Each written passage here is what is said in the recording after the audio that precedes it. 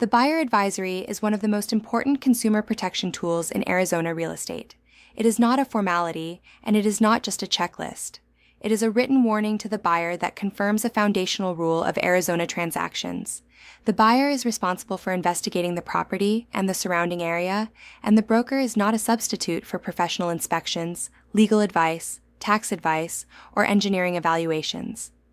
This advisory exists to prevent avoidable buyer regret, reduce disputes after closing, and protect the public by clearly identifying what must be investigated during the inspection period. A real estate agent is vital to the purchase of real property and can provide services such as locating a home, negotiating terms, preparing timelines, and coordinating documents. However, a licensee is generally not qualified to discover defects or evaluate physical conditions. Instead, the agent's role is to guide the buyer toward qualified inspectors, provide disclosures and available records, and ensure the buyer understands what must be reviewed and verified before moving forward. Why this advisory matters: Arizona risk management and buyer responsibility. The buyer advisory is designed to make the purchase smoother by summarizing 3 major categories buyers should investigate. The form is intentionally broad because every property is different, and every buyer has different risk tolerance. The advisory also warns buyers that they must communicate special concerns to the agents involved in the transaction, even if those concerns are not listed in the advisory. If a buyer cares about a specific issue, noise, odors, water quality, nearby development, pests, or prior damage, those concerns must be raised early and investigated during the inspection period. Reminder: professional inspections are essential. The advisory makes this point very clearly. Professional property inspections are absolutely essential, and there is no practical substitute. A buyer who relies on appearances, a walkthrough, or an MLS description is accepting risk they may not understand. This includes hidden conditions like roof underlayment failure, sewer line issues, expansive soil movement, moisture intrusion, mold risk, electrical hazards, and unpermitted remodels. The advisory does not replace inspections. It reinforces the need for them. Please note: surveillance warning. The advisory also warns that properties may have video and audio surveillance. Buyers should not discuss pricing, negotiation strategy, repair requests, or motivation while inside the home. This is a real-world risk that can weaken negotiation position. Scottsdale example: buyer walks through a home and says, "We'll pay full price if they cover closing costs." Seller later refuses concessions because they already know buyer's ceiling. How the buyer advisory is organized: the 3 investigation buckets. The advisory's table of contents is built around 3 primary areas of investigation. Section 1: common documents a buyer should review. This section explains that many documents in a transaction are informational and not independently verified by the broker. The buyer must read, understand, and verify. Purchase contract.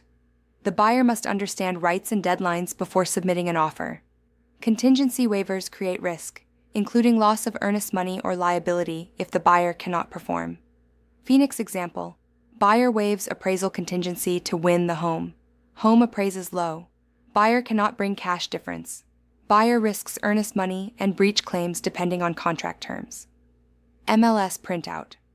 The MLS is similar to an advertisement. It is not part of the purchase contract. The buyer must verify anything material: square footage, upgrades, utilities, HOA, lot size, zoning, schools, and fees. Subdivision disclosure report. Public report buyers should read it before signing. It identifies material facts about a subdivision. Even subsequent buyers can benefit from reviewing it. SPDS seller's property disclosure statement. The seller answers questions about the property and condition. The broker does not verify it. The buyer must review carefully and verify concerns through inspections and records. CC&Rs and HOA documents. CC&Rs are recorded restrictions that can control property use. HOA documents include bylaws, rules, architectural standards, and fees that may be due at resale. Buyers should read them before closing, not after moving in. Gilbert example: buyer plans to park work trailer in driveway. CC&Rs prohibit trailers in view. Buyer receives violation letter 2 weeks after closing. HOA disclosures. Arizona statutes require disclosures for resale homes and condominiums and planned communities. This is time-sensitive and must be reviewed promptly. Title commitment schedule. B. Exceptions. Schedule B may include easements, liens, and restrictions that affect use. Buyers should review documents listed and ask questions early. Chandler. Example, buyer wants a pool. Title exception reveals utility easement across rear yard. Pool design is limited or impossible. Loan information and documents buyers should apply early and provide documents fast. Loan delays can destroy timelines and create breach risk. Home warranty policy. If included, buyers should read coverage, limits, exclusions, and understand that pre-existing conditions are usually not covered. Affidavit of disclosure required in certain unincorporated county land situations. Buyer should review carefully. Lead-based paint disclosure. If built prior to 1978, disclosure is required. Buyer should understand renovation safety requirements and use certified contractors when disturbing potential lead-based paint. Professional inspection report buyer must review scope, exclusions, and ask inspector directly about concerns. County assessor and tax records useful, but not perfect. Square footage and year built may be estimates. Verify important facts. Termites and wood-destroying organisms. Termites are common in Arizona. Buyers should obtain WDI information where relevant. FIRPTA. If sellers are foreign persons, withholding may apply. Buyers should consult a tax advisor. Section 2. Common physical conditions. The buyer should investigate. This section is the heart of buyer protection. Physical conditions can create major repair costs and resale problems. Repairs, remodeling, new construction.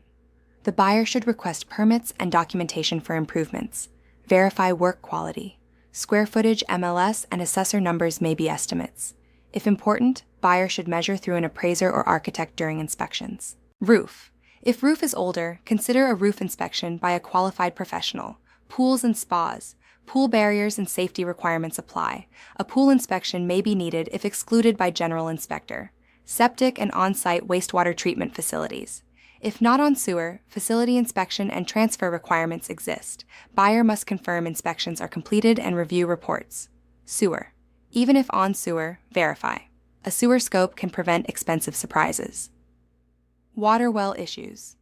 Buyers should investigate provider, availability, quality, and wells. If served by a domestic well, well performance and water quality may be material. Soil problems.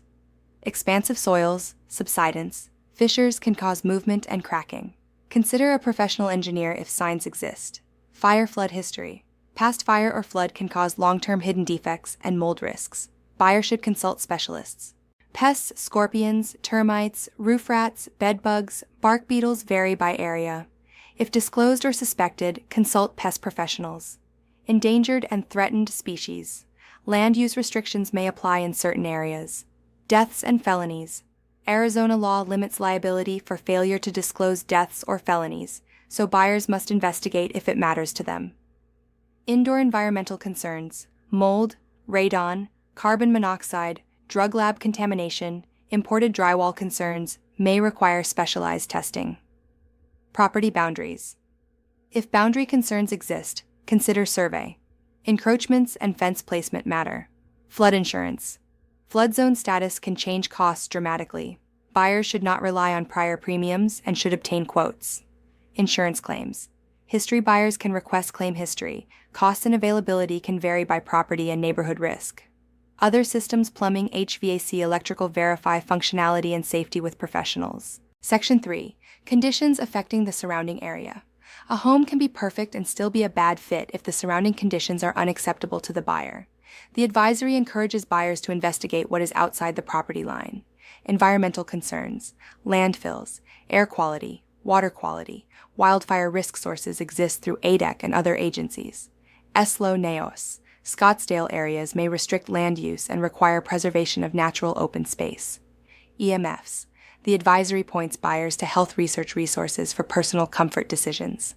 Superfund sites. Contamination sites may impact desirability and risk. Freeway construction and traffic noise and future ADOT projects may change quality of life. Crime statistics. Data is imperfect, but still useful for awareness. Sex offenders registry exists, and seller, broker are not required to disclose nearby offenders. Forested areas. Wildfire risk is critical in Arizona. Buyers should research and ask local fire authorities. Airports. Noise zones and maps exist. Overflights may still occur beyond map boundaries. Zoning planning neighborhood services verify what can be built nearby. A quiet desert lot today could be a commercial corridor tomorrow. Schools buyers should independently verify boundaries and school quality if it matters to them. City profile reports, useful for demographics and community information. Section 4. Other methods of getting information. Drive the neighborhood multiple times at different hours. Talk to neighbors. Use mapping tools like Google Earth. These practical steps often reveal issues that disclosures do not capture. Tempe example. Buyer visits at noon and loves it. Returns at 10 p.m. and discovers loud late-night traffic patterns and nearby gatherings. Section 5. Resources. This section references key advisories like market conditions, fair housing, and wire fraud, plus agency and consumer resources that support a buyer's research. Buyer acknowledgement. What the signature really means. The buyer acknowledgement confirms receipt of the full advisory and confirms understanding that additional issues may exist beyond the list. It also confirms that the advisory is not legal advice and may not be updated, which is why buyers should consult professionals when needed. Professional standard for agents. This form should be delivered early and discussed, not dumped into a document packet. The value is in the buyer actually using it during due diligence.